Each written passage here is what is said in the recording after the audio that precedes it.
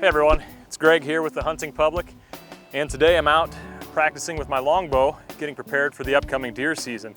And it's no secret that practicing for bow hunting is super important to becoming a proficient and ethical bow hunter. But if you're new to the sport, what you may not know is there's a lot of really fun ways to practice for bow hunting.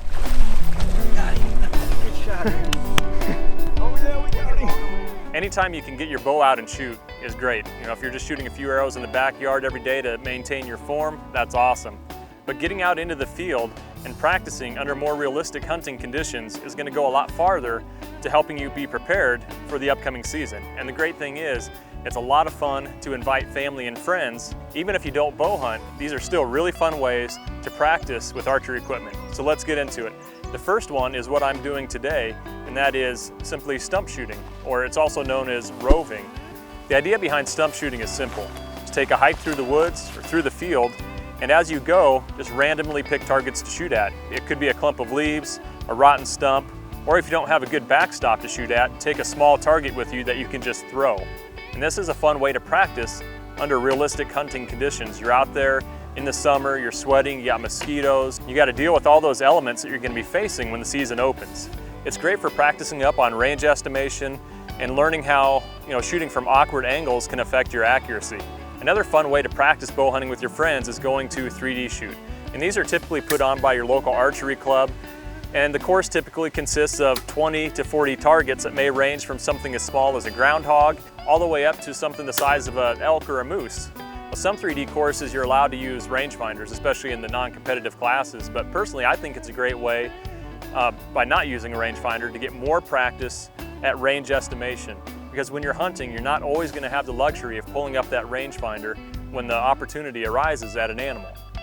Besides being really good practice, it's just a lot of fun shooting a 3D course with your friends. Typically there's a lot of ribbing that goes on, giving your buddies a bad time. And as long as it doesn't make anybody mad, you can put a little pressure on them to see if they have what it takes to make a clutch shot. And I always think adding a little bit of pressure to your buddies is a good thing.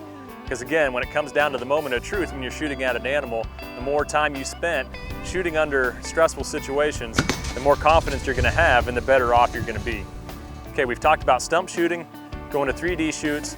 Another great way to practice for bow hunting is bow fishing. And that incorporates the best of both worlds when it comes to hunting and fishing. And the nice thing is you don't need a lot of expensive equipment, and really beyond the bow itself, all you need is a heavy fiberglass bow fishing arrow and the heavy string and spool to go with it.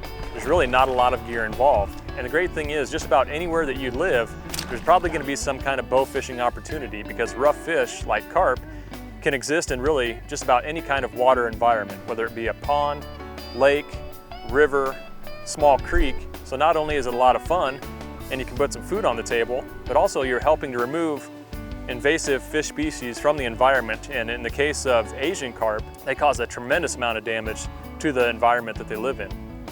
Okay, well hopefully that's inspired you to get out and have some fun while you're practicing for bow hunting this summer, whether it be stump shooting, going to a 3D shoot, doing some bow fishing, or just coming up with your own fun way to practice. The point is, get out there, get your friends involved, get your family involved. Not only are these really fun ways to practice, but also shooting under more realistic hunting conditions is only going to help to improve your confidence going into the season.